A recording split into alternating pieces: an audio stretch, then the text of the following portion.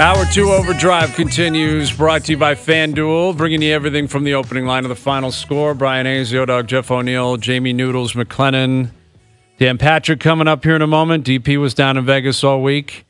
I'm sure the parties in Vegas last night were pretty epic, depending on who got out on the red eye, who had to get up early this morning.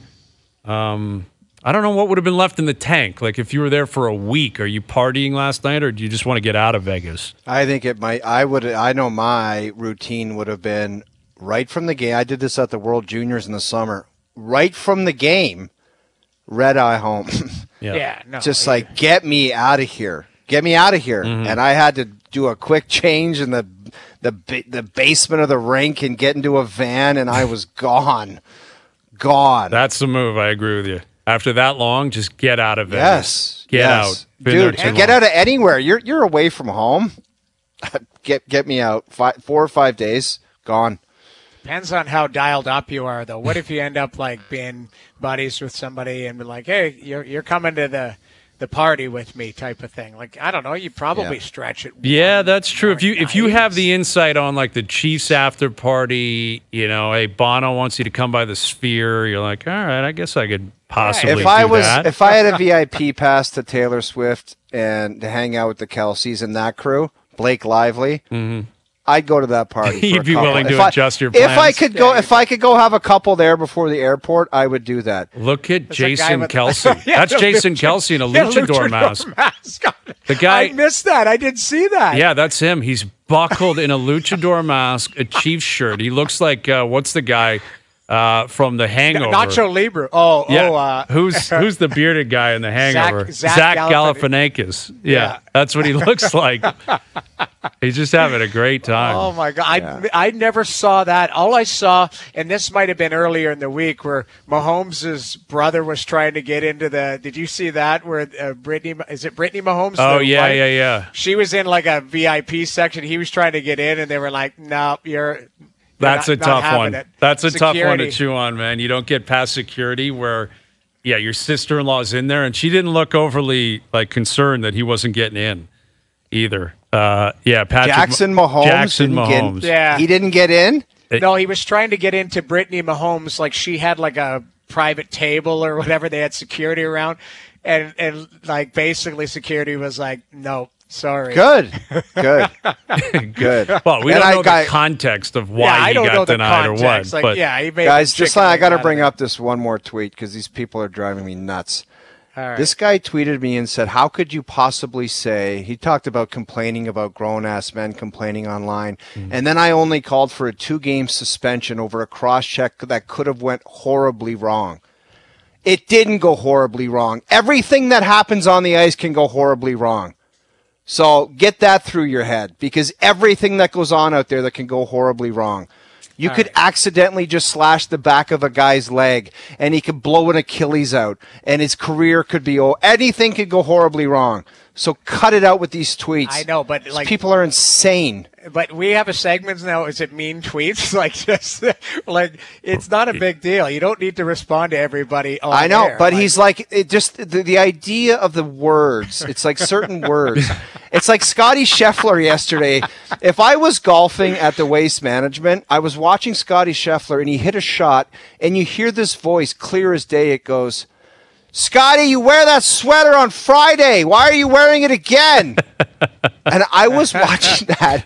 You know how just like certain words, I remember playing. It was if some fan would be like, "Oh, but certain words would kind of get you. If I was Scotty Scheffler, I would have ran over there and fought that guy. It's so stupid. That tournament, by the way, is going to have problems with all the booze going on there, man. Yeah, there was like a Shooter McGavin moment. Zach Johnson did not endear himself to the fans in Arizona. Dude, there was fans falling out of like luxury boxes. Buckled, man. It's Coachella now. You let it go too far, it's going to get too crazy. And when you advocate best party on tour and booze and throwing beers on the green and guys taking their shirts off, like when it gets to that, eventually someone's going to take it way too far. And there was a video of a guy sitting beside. Yeah, there was a video beside a guy in a garbage can just pissing on the floor, sleeping, and it was just that's you can't have that at a golf tournament. That's tough. Yeah, there were guys passed out all over the place. Yeah. One guy ran on the course and jumped into the bunker and started doing snow angels. Like literally in the bunker, I think Just on 16 or buckled, 17. It's like, yeah, I mean, you want to party and everyone have a good time, but you still. I think it's gone too far. I like think having a good time as much as the next guy, but that one has gone a little bit off the rails. Players are freaking out. Like the players are really freaking out. Yet, and if it's not a signature event, guess what they're going to do? Yeah, see you later. They might pull not the pin. playing. But if it playing. is, they're going to show up because there's so much money on the line. You got to put a smile on and pretend like you love it, even though they probably secretly hated it for like 20 years. All right, CJ Chris Johnston in about an hour. Luke Wilson will join us at 6:30. Always bittersweet, the Super Bowl, because it's such a cool day, exciting day.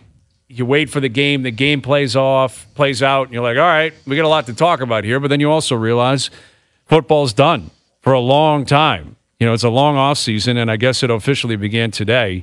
But to look back on what happened not only yesterday but throughout the week, we're joined now by a man you hear every day on this station, the host of the Dan Patrick Show, joining us here on the Maple Toyota Hotline. Here's Dan Patrick. How you doing, Dan? Hi, guys. Doing okay. You survived Vegas? Yeah, I'm not a gambler, and, our show local time was 6 a.m.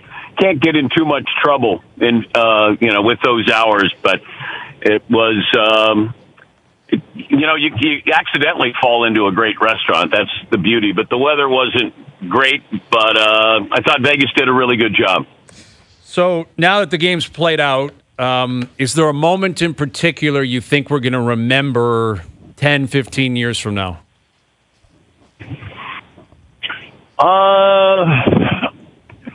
For me, it's probably Chris Jones going unblocked and disrupting Brock Purdy, because that would have been a touchdown, and I think that would have won the game for the 49ers.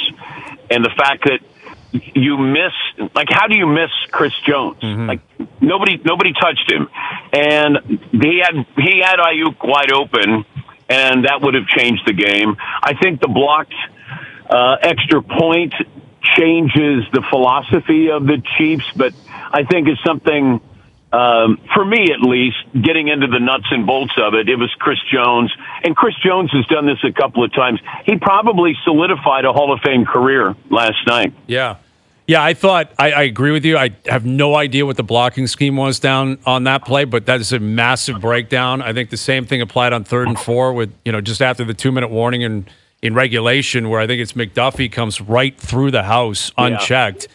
And Purdy's got to basically throw it into the ground, leads to a field goal. And then you've got the confusion and I don't even know if it was confusing, but it felt like Shanahan didn't know the rules, or the players did not know the rules of, the new overtime rules in the Super Bowl and in the playoffs. So I agree with you, like Jones coming right through the house and doing what he did, but is that on Shanahan? Who is that on that has to take responsibility for that? I think you always work inside to out, and that tackle was when there's nobody in front of you, when you're supposed to block somebody and nobody's there. That's one of those oblique moments that somebody's probably behind you, and I'm going to put that certainly on the tackle. He didn't even think about. Chris Jones has got. I'd have to go to the line of scrimmage, and I have to go out loud. Who's got Jones? And just make sure that you have that guy, because he's that important and disruptive. And the fact that nobody put a hand on their best defensive player, I find mind-boggling. So I'm going to put it on the offensive lineman. Purdy's got to know that as well. That what's my blocking scheme? It feels like we put a lot on Kyle Shanahan, and probably rightfully so. I do understand. I had Steve Young, the Hall of Famer, on today, and I said, all right, give me your philosophy on the overtime. He said, I absolutely agree with Kyle Shanahan. If I have a chance to not let Mahomes have the ball, then I'm going to do that. If I have a chance to score a touchdown and he doesn't get the ball, I'm going to do that. Because if you don't factor that in, then you're going to lose. And I said, well, you lost anyway. He goes, but give credit to Mahomes for that. So That's coming from Steve Young. Dan Mahomes, it's like I watched him make that pass, and I said the same thing I said about watching Tiger Woods, one of his Bay Hill finishes where he made like a 20-foot curling putt, and I'm like, I am so glad I get to watch this every week. Like, it's just incredible. And I think the GOAT talk, especially like south of the border, it's just too much, I find. But like, where do you think this guy ends up in all of this? Because he's just gotten to a point where it's like, it's so complex, all the NFL, all the players, training camps, and it's like, if you don't have somebody to beat that one guy, you're in big time trouble. He seems like he's going to get it done every time he's in that position. Well, I thought San Francisco was the better team, but I said Kansas City would win by 2. And it's only because of him. Yeah. Plain and simple. He graduated to Brady status, Tiger status, Michael Jordan status, where you don't bet against him. And if you didn't get them this year, look out, because I didn't think this offense was that good. I thought Mahomes was Brady-like this year, that it wasn't a high-powered offense, that he was spreading it around, and it was, he didn't have a 1,000-yard rusher, didn't have a 1,000-yard receiver, and it felt like they were the weak part of this team, that the defense was really good. But his receivers were dropping balls. I mean, you just think of, they lost 5 of 8. And, they were vulnerable. They go on the road, they win in Buffalo as an underdog. They go on the road to win in Baltimore as an underdog, and then they're an underdog in the Super Bowl. And he just has that innate ability to, I think he's situational football genius, where it's, what do you need from me? What do you want me to do? You want me to run? I can run. And he's not a runner, but once again, whatever it takes to win, he seems to know what to do and have the ability to be able to do that. And that is really, really rarefied air. With Dan Patrick, I think in retrospect we have the answer now. I think it may have been clear the whole time, but during the Pats dynasty, there was a debate, Brady or Belichick. Who is more important? Who is setting the standard here? Again, with what Brady did in Tampa and what's happened in New England since he left, I think the answer is quite clear. I don't sense we're having a Mahomes versus Reid conversation. Do you have an answer on why that's not happening? Because I think Bill is so, he looms so large. Andy physically looms large, but Belichick, I just think, was a genius. I don't know if people labeled Andy Reid as a genius.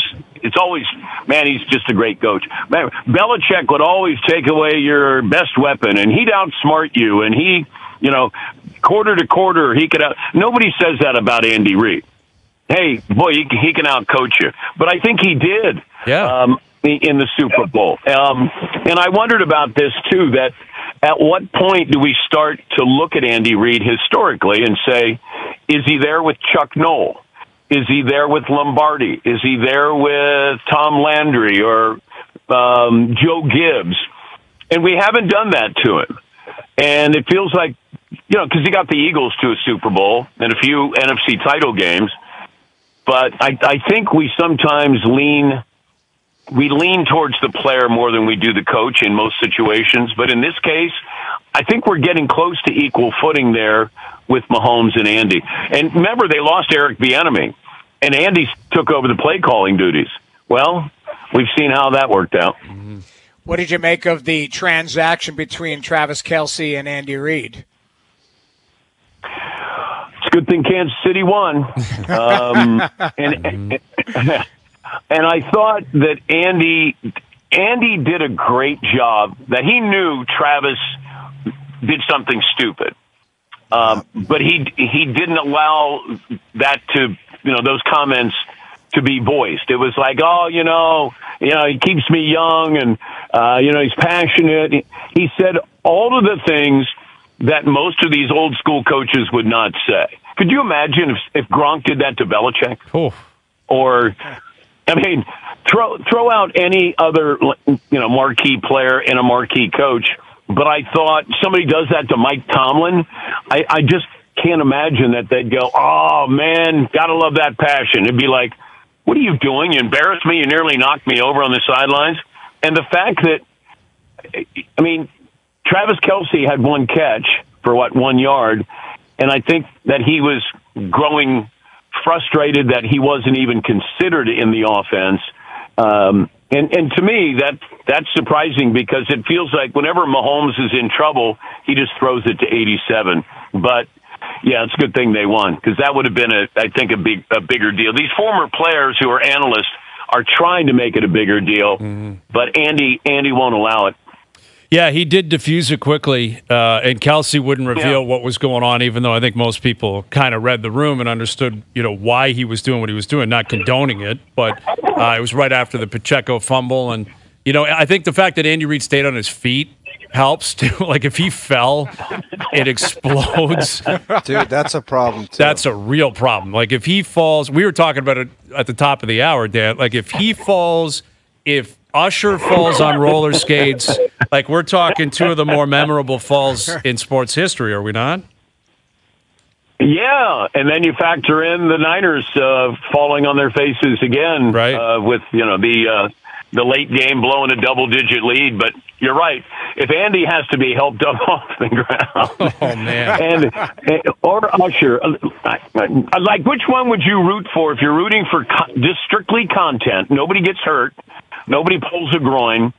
Usher falling while roller skating or Andy Reid being toppled over?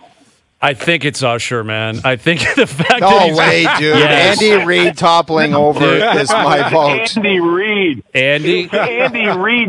Oh, my God. How many guys would have to help Andy up? I mean, he might have to call a timeout just so he can get to his feet. But Andy Reid, if he had the COVID mask, and it fell off, that would be the best. The visor, the shield. Yes. Yeah, that might actually top it. And it cut his face on the way down. Yeah, that's true. But at least Andy was in like a cool jacket and a hat. Usher's in like a purple jumpsuit. He falls. That is awkward too. With Dan Patrick, in terms of the future of the Chiefs, how do they avoid their success? I guess we're speaking about the public here. How do we avoid it becoming stale, annoying? Like, how do we allow ourselves to enjoy this moving forward if they just keep winning Super Bowls? I don't think people will enjoy it because you're going to get tired if you haven't already gotten tired of Travis Kelce and Taylor Swift. Mahomes' wife, Mahomes' brother.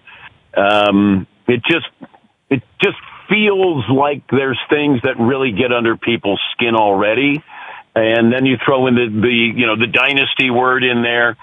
I mean, when's the last time we really embraced a dynasty where we go, God, this is like the Bulls?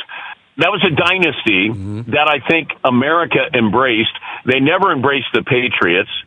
Did America embrace the Steelers when they were winning, or the I guess the Warriors? Like Steph Curry was very well liked. I would say maybe the Warriors, possibly, but Draymond probably sucked that back to reality a little bit. So I don't know. Well, yeah, I think they grew. The Warriors kind of were annoying, where Steph would shoot and turn his back to the basket and chewing on his mouthpiece, and Draymond doing stupid things. And I mean, I was fascinated by it because that was high level basketball. But if you're talking to the average sports fan, it's my job to cover this, not to like it, but to cover it. They just view it as being a fan. So it would be hard for me to gauge, but I'm guessing Republicans aren't going to be putting up with Taylor Swift. They don't like her. So, and they don't like Travis Kelce because he told people to get vaccinated. Right. Did you like Joe Biden's tweet right after the game? Did you see that? No. Yeah, so they posted, like, his Twitter account posted, like, a picture of him with, like, beaming red lights coming out of his eyes. And basically, like, jokingly, here it is, just like we drew it up was the caption with a picture of Joe Biden, indicating that, he's playing into the idea that it was some Democratic fix to get the Chiefs a Super Bowl. That wasn't his idea. No, he had no idea what was going on. No. They're probably going, wait, What do you want me to do? Right. No, we'll take care of it, Joe. Yeah. You don't do anything. Yeah. You're good. We'll take care of it. Don't you worry. Well, thanks for doing this. I know it's been a busy week as always, and we'll do it again down the road. Thanks, Dan. Wait, by the way. Yep. By the way, you buried the lead. Okay. What do we got? I ran into Jordan Love at the Super Bowl. Ooh. So what do you make of it? What was the interaction like? We had him on the show. He was awesome, but somebody said on this show a while ago, Jordan Love was the franchise quarterback, and I think I got a little bit of grief from somebody. Yeah, there was some pushback. It wasn't me. I'm the Packer fan on this show. Must have been one of the other two idiots. Yeah. But I liked him. I thought that he had a great year. He really did. And that team should have beaten San Francisco.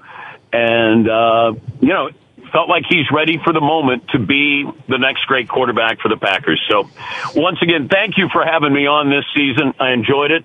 And that off season is not as long as you think. Yeah. We got the combine, you got the draft, free agency, then we got training camp. So it'll be here quickly. But thank you again, guys. You got it. Thank you, Dan. Appreciate it. There he is, Dan Patrick, joining us here on the Maple Toyota Hotline. Just Jordan Love walking around. I just wish, like, at one of the two first games in the Stanley Cup Finals, it was like that kind of vibe, where every cool personality in the league would want to be there in the Stanley Cup Finals. But it's just like, the hockey mentality is, I'm not going near there. All-Star game, I'm not going. I don't even want to go there. Yeah. It's like every cool NFL personality is at the Super Bowl.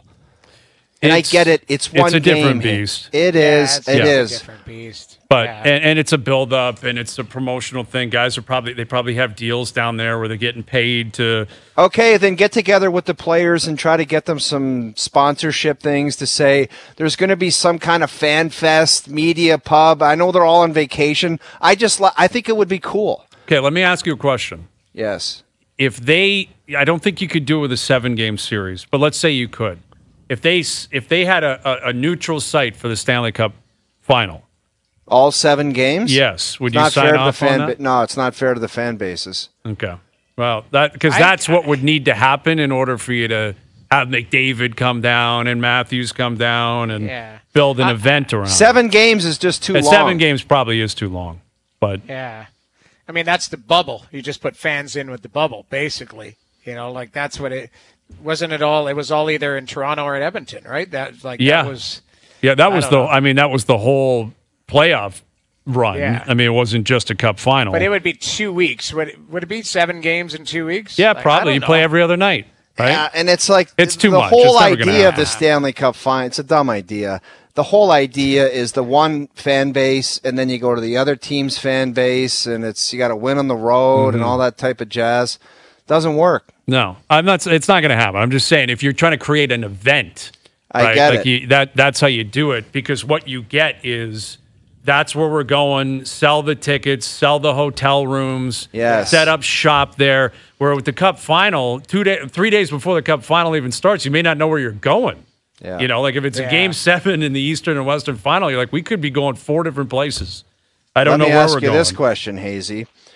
John Lynch is going to have to sit down with Kyle Shanahan. Like, do they just run it back and say, let's go get him and see again? Or? Yeah, I think so. But I do think Shanahan, I think he's got to wear a lot of what happened last night. And with the understanding that he gets to the Super Bowl again, right? Like, that's twice in 5 years. That's tough to do. There's a lot of teams in this league that have not been in the Super Bowl in decades, let alone twice in 5 years. So when he loses in the big game. Last year, Purdy gets hurt, against the Eagles. Everything goes to waste at that point. Like, there's been things that have broken against him. He's lost to Mahomes twice. Yeah. But I do think some of the play calling down the stretch, not being able to close. You're up by 10 points. You got to take off there. You got to find a way to win by 14, win by 17. So if you're Lynch and you had to, if you had to remove one person from the mix to get in your mind over the top, and your options were Purdy and Shanahan, what are you picking? Ooh, that is a great question. Like to say, we need to get over the hump, and one of these two things have to be removed from the situation. Which one's it going to be? Well, it's the problem with answering that is we need to know who the replacement would be. In other words, you don't know the replacement. You got to figure that out after. You have to make the call before the replacement. It's probably Shanahan. No, dude, it's probably Shanahan. On. It's probably you're him like Don Zamboni. No, I'm not. Bob Zamboni. Get it right. Because listen, Purdy's not a superstar. He's not. Dude, he's not get great, it, and I thought he performed admirably. But I just thought that was one of those things where if you're just that, not regular Joe, but if you're just steady Eddie, yesterday needed more. Like to win the Super Bowl, you needed more. You got 3 points. Yeah. But KC got 3 points in the first half. You have to step on them and bury them and put up enough points where you put the game away. Is that on him or is it on the play calling? Is it on Shanahan? Is it on, like in the second half, they start throwing the ball a lot more. 3rd and 4, the blitz is coming in. They could have run. So when a quarterback doesn't get it done, you can blame it on the play calling? I think there's... Whenever they do get it done, we're just like, that athlete's incredible. No, I think Andy Reid deserves a ton of credit. That playbook he cooked up in overtime was unbelievable on that final drive. It was masterful. Unbelievable. I'm not saying that Purdy doesn't have some blood on his hands and Shanahan doesn't either. I'm just saying I think it's tougher to replace a quarterback. That's why I'm saying without knowing who the replacement is, how do I get from Purdy, who let's say he's the 10th best quarterback in the league, how do I get to the 5th best quarterback? Can I get that? Or replacing Purdy, does that move me back to the 15th best quarterback? You know what I'm saying? I think there's a chance you could put a new coach in there, and neither of these are going to happen. They're both coming back. But Purdy, I think, is a good quarterback. I think he's good. So you've got that. Coaching Let me ask you this. Is easier to replace than a quarterback. You plug Belichick into that same situation. Do you think some of the decision-making was different last night? Yes. I guarantee you the quarterback meant, the players being prepared for overtime would have been 100% different. There's no way Belichick would have allowed his players to be like, I didn't even know the rules. No chance. Right. I think if Rob Gronkowski did that to Bill Belichick, he would have said, take a seat over there, and he wouldn't allow him back on the field. I'm not kidding. I agree. Though you're talking Kelce and Reid, I do think there would have been a stronger reaction. But listen, Shanahan's a great coach. I'm not saying that he's not, but I do think he's been there for a long time. He's found a way to shoot himself in the foot. He's had big leads and has not been able to close. That was Purdy's first Super Bowl. It was Shanahan's second. Third, if you include the fact that he was the offensive coordinator in Atlanta when they were up 28-3 against the Patriots. So, you talk about a guy who is down in the dumps today. Shanahan could have 3 Super Bowl rings. He had big leads in all 3 games. He didn't win any of them. And that's the flip side. Again, this is why you play the game. And once the game's done, you're like, that's it. You solidified who you are. But the Chiefs are now 3-1 in the Super Bowl with Mahomes. And all 3 games they've won, they were down big. They were down double digits in all 3 games. Mm-hmm. What's funny about sports, Hayes? I just mentioned Shanahan and Purdy. John Lynch will get gassed. Yeah, somehow the GM will get. Yeah. But John Lynch will just be told to step down or take a different role. Purdy's on the cheap again next year, and then he's going to get paid. So next year, you got a chance. You're probably going to bring back a lot of the same players, same staff, same thing with Kansas City, hopefully same players, have same some staff. Health too. Have some health. Health for sure. Guys got banged up. But it's not going to be easy, man. It's not easy to get back to the top, and we'll see. Joey Burrow's coming back in the mix next year. That's right. The Bills feel like at some point they're going to get it done. Baltimore, did they learn from what just happened? Right? What do the Eagles do next year? What do the Lions do in a similar situation?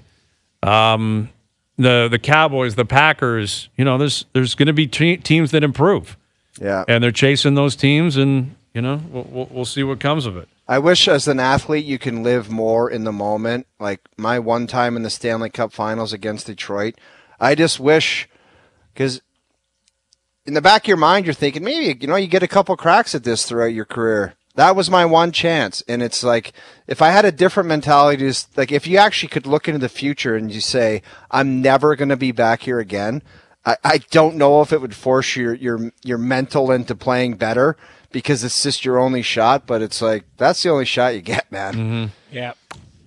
It can be, right? That's what Dan Campbell told his team after that loss. He's like, I think we'll be back, but I can't sit here and guarantee it. Yeah. But what's crazy about that is the thing that does seem like a guarantee is Mahomes will be back in a Super Bowl. No, next year. Yeah, next probably year. next year. Could be. And if not, certainly once in the next 3. Dude, what if they get some kind of deep threat involved, like some kind of different version of Tyreek Hill or some monster that catches everything? Then what the hell are they going to do? That's what is crazy. They traded Tyreek Hill, and then they won back-to-back Super Bowls. Like, how does that even make sense? It doesn't. And that's the greatness of what the Chiefs have managed to accomplish here. Chris Johnston in about a half an hour on Morgan Rielly, versus Ridley Gregg. Morgan Rielly and the Leafs versus the Department of Player Safety. And Luke Wilson in about an hour. Overdrive continues, TSN 1050 and on TSN 2. All right, Luke Wilson will join us in about an hour. A lot to unpack from the weekend, the season, Timo and Wilson versus Hazenbro, not Hazenbot, Hazenbro. But we were giving away a really cool prize pack for who you were tailing on the game yesterday. And it turns out you guys did technically win because we picked the Niners, you were on the Chiefs, and the Chiefs won. So as we mentioned, it was Hazenbro versus Owen Wilson. And with only So we're the winners. No, let me finish the read. With only 43% of the votes, Timo and Wilson ultimately had the correct game pick. Not the whole thing, the game pick. So congratulations to Kelly from the Fraud Squad in London, Ontario. Kelly, shout out. Your decision to tail. Great name of the squad. Timo and Wilson has paid off as you've won a $250 NFL Shop gift card and tickets to the Bills 24 home opener. So there you go. I guess that's what you get for tailing Hazenbro. Or actually going against Hazenbro. Jeez. Yeah, it's a big giveaway. So, Luke, in about an hour, I keep coming back to these Leafs D pairings at practice today. Concerning now? It's Brody with Liljegren, Benoit with McCabe, Giordano with Lagesson. And I guess McCabe is likely to step in as the PP1 in replace of Morgan Rielly. And we know Riley's going to miss at least 4 or 5 games. I mean, that's what's coming. Yeah. It could be 6, 7, 8. We're not quite sure, but it's 6, 7, 8. Give it. It could be though. Jeez. We don't know what it is. It could be. Yeah, I mean, we don't need to go over. It's going to be a big number. They're going to have to deal with it. They're going to have to you're right. McCabe, who's running point on the power play? They might run 5 forwards, depending. Is it going to be Jake McCabe? I don't know. It sounds like it's McCabe that's going to get a look. I don't know I don't think he's really well suited for that. But who else are you going to use with a left-handed shot? I guess Gio. Gio could. Gio for me. For me, at least, Mark Giordano has worked a power play in the NHL for many years. He was a number 1 defenseman. Yes, he's 40 years old. I get it. But in that situation, I think Mark Giordano would be a better suited guy because he handles the puck or has handled that situation for many years. That's just me. If McCabe gets a look, good on him. But I think Gio would be a more natural fit given that Morgan's going to miss some time. Yeah, I think you're probably right. I would guess they're going to rotate. They're going to try to find something that works. Listen, the power play is the least of their worries. Yeah. You still have the other guys out there that are going to, contribute offense and need to make sure that continues to click. It's who's going to play 23 minutes a night. Morgan Rielly's playing a lot of hockey. He supplies a lot of, offense, flow of the game, how they want to, transition, how they want to break out, how they want to attack. Defensively, he's certainly not a shutdown defensive player by no means. But I think what needs to happen here, and I would guess the messaging from Keefe is you got to basically quiet the game down. No kidding. Whoever's going out there, just play quiet. And it's not about what's going out there defensively. How about the forwards have some kind of understanding that they got to commit to a 2-1, 3-1 hockey game? If they think these guys are going to go back there and feather saucers up through the middle for breakaways and odd man rushes, you're sadly mistaken. So If they're caught flying the zone or expecting stupid things that are unreasonable, shame on them. Like, it's a moment in the season where it's like, okay, guys, you guys always claim that you're learning lessons and doing this and that. Understand it's a grind back there. So get your ass back. I don't know if you have to adjust your forechecking system or your neutral zone, but you have to commit and support the defenseman and try to win 2-1 and 3-1 hockey games. And if you don't, you can go back to the bench and get on the bus or on the plane and complain that you didn't get passes from the D-man. They just might not be there. You're going to have to grind out forecheck opportunities. That's the only way there is to this. Mm-hmm. And if they don't understand it and they're defiant against it, then they don't deserve any better anyway. Well, and Joseph Woll, I guess, was a full participant in practice today. I don't know if that means he'll be officially activated by tomorrow, if he's going to play. Or would you would think so, right, Noodles? Well, I would think they'd give him a couple full practices, and then I'd be shocked that they didn't give him a couple games, maybe even at the AHL level, to kind of feel your way back into it.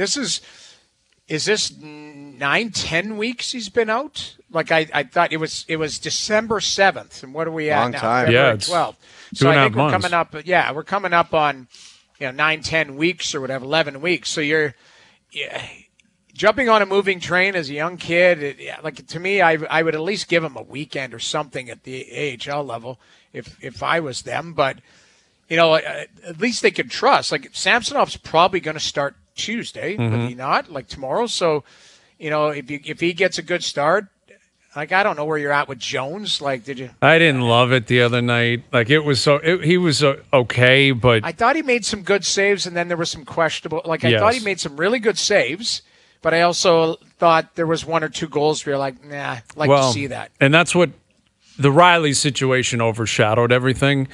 But again, they threw away 2 points, and they especially the way they started. I thought they came out flying. And Matthews scores right off the bat. The building's rocking. There's 50% of it is Leaf fans in there, and they let their foot off the gas. Well, they had another goal that was called back, so that would have been 2 Cobb right there. Like, you're right. Like, Ottawa looked back on their heels. They were coming off their break. Like, and the Leafs were moving. Like, to me, it could have got ugly early on. I thought Korpisalo made a big save on Tavares in tight, right pad save, and Ottawa kind of settled in. But there were some missed assignments or bad puck play, like passes. Like, that's managing the puck from the back end. Like, I thought there were a couple tough plays from the back end where you're like, and your goalie didn't bail you out, and then they didn't find a way to win. Like, usually the Leafs, I feel like, can find a way to win.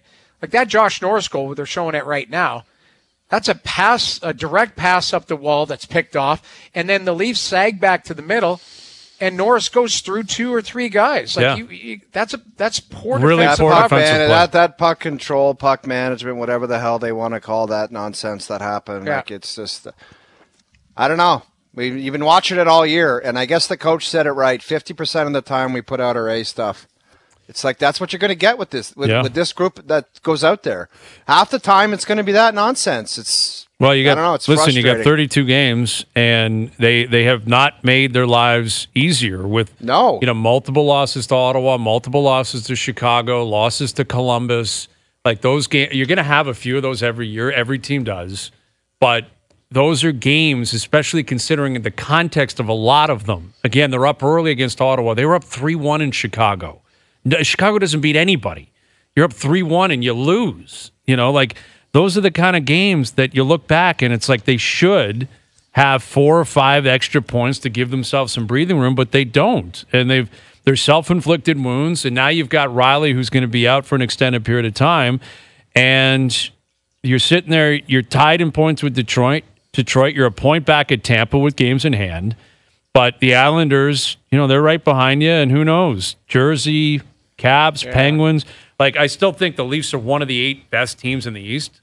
I fully believe that, and I believe they'll make the playoffs, but they don't making it easy. It's not That's easy. It's not like it's likely a race, and again, with Rielly out, this is a real challenge. Like, they got to bank points. We know what the number generally is. You probably got to get to 95 points at least. So you're looking at, at least minimum a point a game, obviously, but that means if you have a 5 or 6 game stretch where you play poorly and you go, 0-4-2 or 1-4-1, you're in a bind. Like you're tough spot, especially if you're playing against in your own division. Exactly. So that's what they've really taken away from themselves is the ability to have a 4 or 5 game stretch that doesn't go their way. Right. They're not playing with fire completely, but it's not far off. Yeah. So they gotta solidify their game. They've got to find a way to just rack up points, get in, and once you get in, then it's a totally different story. Like Florida's unbelievable right now. Yeah, Boston's been great. Hayes, I'm telling you, only way to solidify the game for the next however many games that Morgan Rielly is out, because that decor back there, that is a difficult decor in that league to do business with, okay? I'm telling you, there's not going to be, like I said, there's not fancy plays, so get your ass back and commit to a simple game, and the further back you can come in your own zone, the better off you're going to be. Don't be standing out in the neutral zone and say, we wanted to run and gun, and it just wasn't available. It's not going to be available at all, because 44 is not going to be on the ice. So don't think it is, and don't ask for it. Well, and another thing, this is where secondary scoring's got to show up. It's Morgan Rielly, I believe, is 4th in points on the team. It's been the 4 forwards and Rielly that have driven play like a lot of teams. It's not like this is exclusive to the Leafs, but the drop-off is significant. And this is where you got to find offense from depth pieces. It's getting to the point in the season where you start wondering. I can't help but not have a pessimistic approach to this secondary scoring coming alive at this particular 50 point. Games in, I can't blame you. Well, it was nice to see Max Domi get a goal the other night. So maybe that's going to help. But, you're right. Where outside of Max Domi, was there anybody consistently in the bottom 6 that was the threat that had good looks that you could, was Robertson around it? I don't think not so. Really. I thought Nice had a decent game, but he's playing further up the lineup. He's not on the 4th line or anything. Yeah, I mean, you don't need them every night, but you do need them a night or two, and that's the thing. You're I don't know. It's if you're not going to do it, I'll come back to what O's saying. Go and win 3-1. Go and win 2-1. Commit to it. It might not work, but that's what you have to commit to. Let's take a break. And there was an instance last night, a selfish play on the sidelines that reminded me of Hazy B. Oh, yeah. Oh, really? I'll tell you about it. I'll tell you about it. Full breakdown coming up. Overdrive continues. TSN 1050 and on TSN 2. This is a difficult comparison because I got to be true to myself. I thought the outrageous hissy fit that Rashee Rice put on the sidelines complaining that he was wide open and did not get the football, it kind of smelled like Hazy B. What do you mean? I don't know. I just we've had some good shows, and then afterwards we're on the road or whatever. Hayes will be like, I didn't get enough me time. I've never said come that. I've heard you say that. Ever said I didn't get enough me time. You have. Okay. You have. I probably have thought it. I would never say it publicly. That is really or funny. Privately. Not enough me time. So what would that indicate? Maybe you didn't phrase it like that, but you were like, I had some good points that I didn't get to put it. It's just you're Rashee. You're Hazy Rashee. Hazy Rashee. Well, Hazy Rashee may be right. You ever think of that? What are you, Mahomes now? You're claiming you're Mahomes? Maybe Hazy Rashee was wide open, but it just must be so difficult for the quarterback, for all the coaches to think you get this far and you just want everyone to be disciplined and not pull any garbage. And you got Kelce bowling over the coach almost, and another guy complaining that he was wide open to the best quarterback that might have ever lived. Which is telling you, that's why they're lucky they won. Yeah. Because that's what we'd be talking about today is selfish players in it for themselves. Examples like that. That's what we're talking about. It's like Jordan winning the championship when he had to fly to Vegas to get Rodman out of a peeler joint to come to the game. It's like, what are we doing here? Yeah. It is. It's an orchestra, and there's different characters, and there's a lot that goes into it. Our show's not much different, let's be honest. Oh, it's there insane. is. There is. The people, we're all nuts, and yet we get on the air, it all works. Yeah. They get on the field, it all works. You get on the court, it all works. Yeah, it's the perfect dysfunction. It just works. Like right. Once that's what it is. Exactly. Basically. Exactly. Yeah. And yeah, you're right though. Like it would if. That's the amazing thing. If the Niners hold on and win in regulation, they get a stop on 4th and 1 in overtime. What are we saying today? That Mahomes threw a bad pick. The pick he threw was an awful throw. Oh yeah, awful interception. And yet it's totally irrelevant. But, dude, if they lose that game, they're literally talking about problems inside the locker room in Kansas City. Telling you. Yeah. That's what As opposed to, like, watch out, they're going to do it again next year. Yeah, it's right. problems in the room. Yep. And the same thing with the Niners, right? If the Niners win, told you, Brock Purdy's more than a game manager. He's a winner. He can get it done. These guys are stacked. They didn't even play hard against Detroit and Green Bay. They were so good. And now you lose, you're like, they had warts, and I don't know about Purdy, and Shanahan screwed up. That's the thing. After the game, the result, it's easy to look back, and legacies are made one way or the other, and that's exactly what happened last night. Final hour coming up. Chris Johnston will join us. Luke Wilson will join us. Overdrive continues, TSN 1050 and on TSN 2.